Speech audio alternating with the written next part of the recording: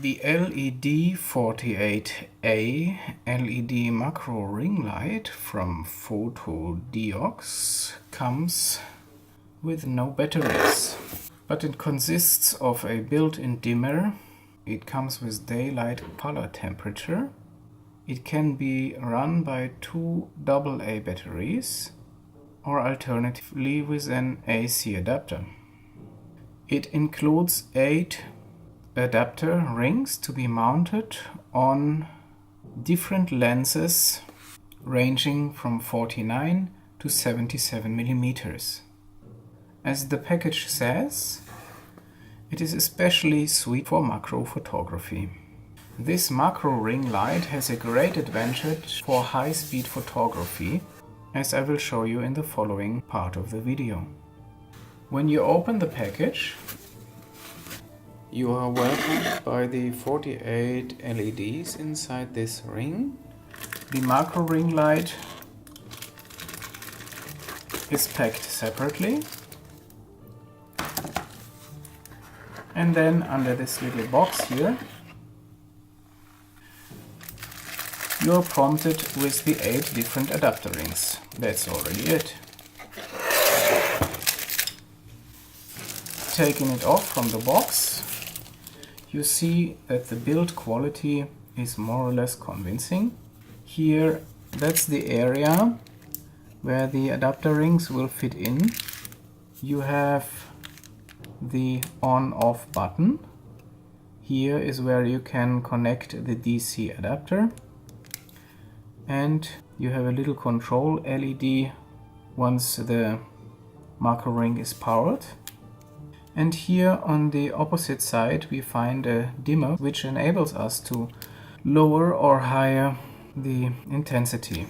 The all-over build quality is for sure plastic, but what can you suppose else from a product in such a price range? It is quite painful to open this little case, so I would always recommend to use some alternative tool to pick this one out. In here is where you will place the AA batteries. I will show you how the LED light is functioning. Just take 2 batteries. In this case this is rechargeable ones, but it doesn't matter.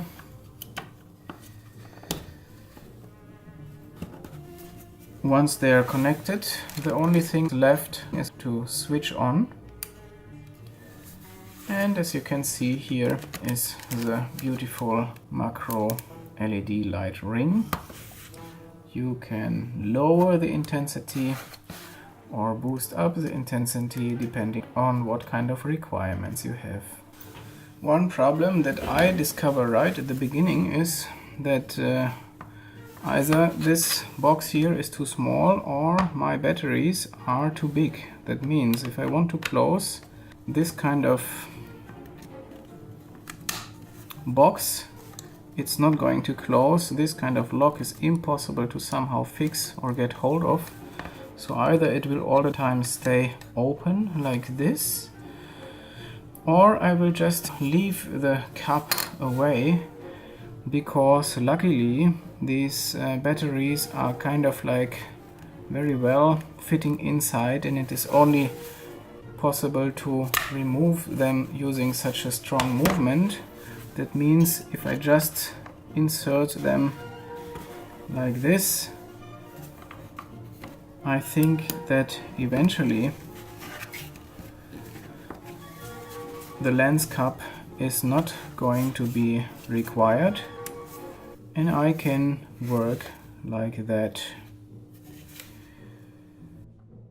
Now I will show you how it looks like to connect this adapter to the SONY RX10 Mark III, which has actually a quite large lens of 72 millimeters. Put the camera down here.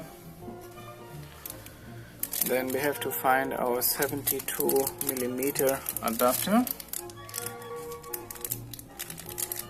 Open it up. That's what it looks like, and here you have these kind of little windings which are to be connected to the lens. Yeah?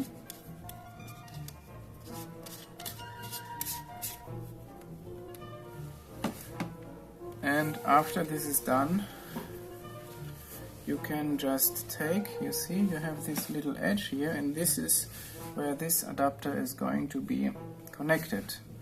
So following from now, you just have to kind of avoid this little bump here, slip over it, and that's already it. Now this thing is connected, it can walk around. You can use the camera and the zoom same way as it has always been done before. And you can for sure just now switch on the adapter and you have the light that you require. Here you see that already in the macro distance it is quite efficient. Yeah? That's actually how you connect it to your machine. I mean, for sure you can still place it eventually like that, or if you want to look up a little bit like that, or you have to use your tripod to make the required connections. One problem is here that when you look through and you're completely zoomed out to 24mm equivalent, then as you can see here, there is the macro ring to be seen on the screen. That's why you have to zoom in a little bit further to around 50mm zoom range, as you can see here.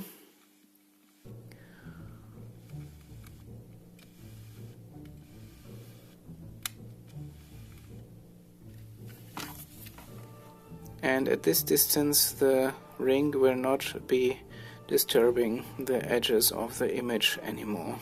With photos in 4:3, this is even more relevant because the edges of the image are even more prominent in the classical 4:3 format comparing to 16:9.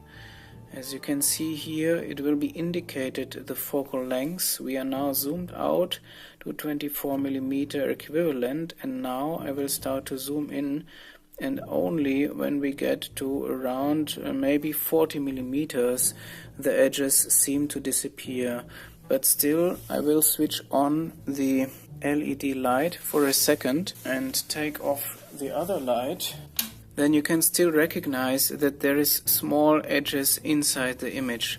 So we have to zoom in a little bit more, and then we come basically to 50mm. The LED ring here, it's moving a little bit, it's not really stable in one position, so that means once I lift it up, eventually there may be some edges to be seen again. So just to make sure, here with this specific lens, 50mm is the best choice. Just for you to understand the topic one more, I'm zoomed in and I have a nice light similar from everywhere. But once I start to zoom out, I have to take care that I don't get into the realm of the bright image edges, as you can see now here from outside. This would be again the 24mm equivalent.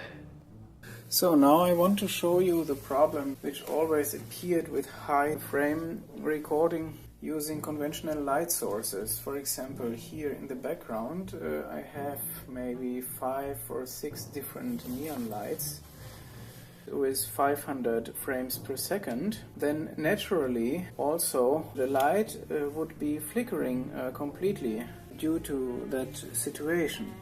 Hit record, and then we have our 500 frame per second recording. And you see, it looks like some kind of police alarm state or whatever. The same thing happens not only with neon light, but also with the conventional lamps or light bulbs, also with the energy light bulbs, and also when you have a light source which is generated only by one LED, because they have this kind of frequency. But here When instead you are using this LED ring, let's switch off the neon, and then again you want to do a recording of 500 frames per second, and then go for that.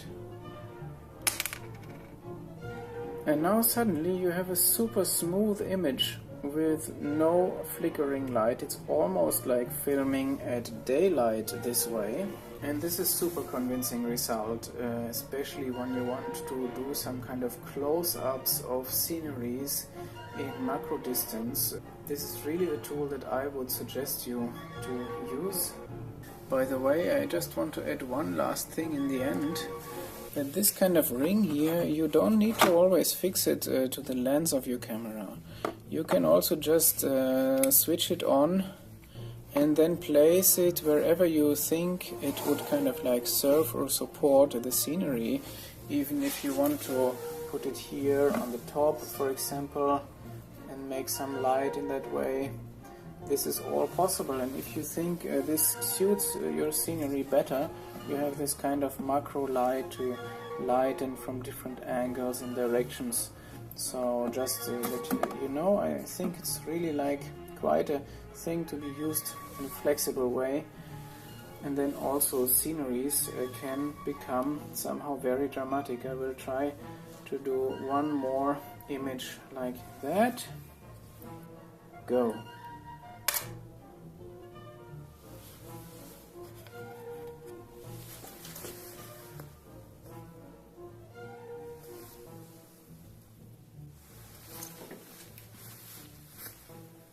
I hope you like the video and subscribe and so on.